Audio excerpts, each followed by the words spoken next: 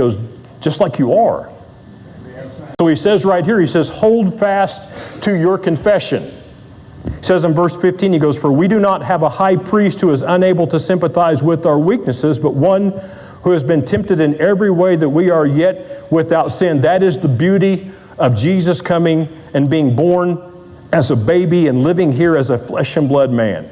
That he knows what all of you go through. No matter what your struggle is, no matter what kind of lust the enemy tries to throw at you, no matter what your addictions are, no matter the things you've done 10 years ago, the things you did yesterday, Jesus understands that. He says, we're not dealing with somebody that doesn't know us. Everyone in here, I want you guys to understand this, that God knows you. Jesus loves you, just as you are. Sometimes we think that we can't come to the front until we get all these different things right. Well, if I'm going to become a believer, then I guess I'm going to have to start going to church, and I probably better start paying some money and dressing better and cut my hair if I'm going to fit in with that crowd. And you know what the Lord said? He goes, just like you are.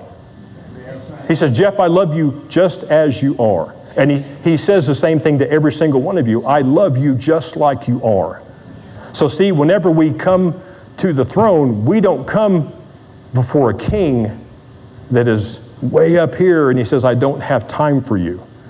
We come to the throne before a king that steps down, and he walks down those steps and he comes up to us and he embraces us. And he goes, I've been waiting right here for you to be in this spot.